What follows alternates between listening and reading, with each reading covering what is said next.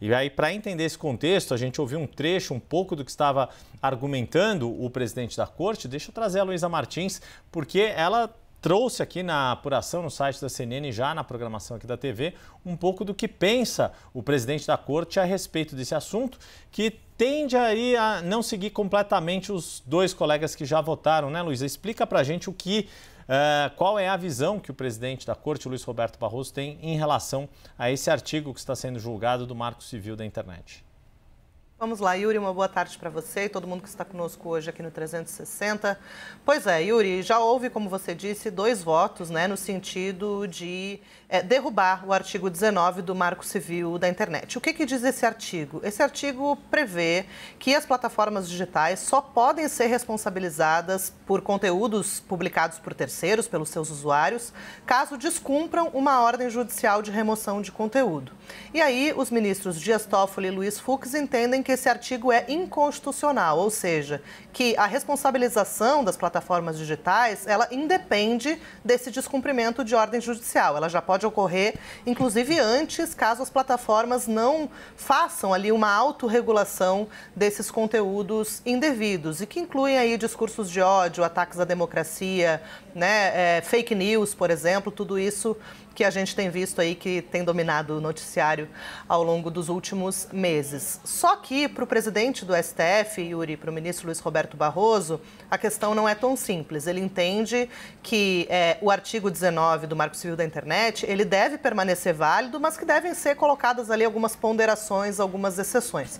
Pelo que a gente pôde ver, o nosso produtor Lucas Mendes, ele já enviou aí uma matéria para o site da CNN falando que o ministro Barroso entende que para possíveis conteúdos que gerem ali algo contra a honra, né, injúria, difamação, as empresas devem ser responsabilizadas apenas se descumprirem a ordem judicial. Ou seja, não bastaria apenas que a pessoa ofendida reportasse esse conteúdo ali para a plataforma. Então, ele entende que nesses casos o artigo 19 deve permanecer válido. Mas ele deve fazer algumas outras ponderações, por exemplo, em relação a casos mais graves, por exemplo, fascismo, racismo, em que realmente bastaria uma notificação extrajudicial da pessoa que se sentir lesada para que as plataformas tenham obrigação de remover esse tipo de conteúdo e, caso não removam, aí sim também estariam sujeitas aí a algum tipo de responsabilização.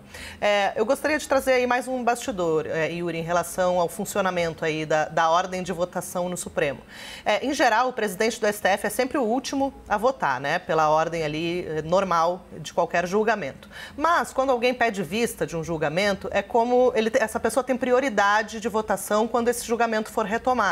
Então, o pedido de vista que Barroso fez na sessão passada foi uma espécie de maneira aí dele furar a fila, vamos colocar assim, e apresentar o seu posicionamento antes que se formasse maioria em outro sentido e ele não tivesse a oportunidade de apresentar para os colegas a solução que ele, como presidente do Supremo, entende que é a melhor para esse caso, que é justamente uma espécie de voto intermediário, uma solução média que mantenha o artigo 19 do Marco Civil da Internet válido, mas também não crie um ambiente de impunidade para essas empresas, né, para as chamadas Big Techs. Então, esse é um julgamento que é considerado um dos mais importantes aí dos últimos tempos pelo Supremo Tribunal Federal. Vários acontecimentos recentes deram um novo peso a esse julgamento. A gente viu os próprios atos antidemocráticos de 8 de janeiro de 2023, a maior parte orquestrada ali pelas redes sociais. A gente viu recentemente o atentado do Homem-Bomba aqui em frente ao Supremo, que também tinha muitos indícios ali de postagem nas redes sociais que ele fazia.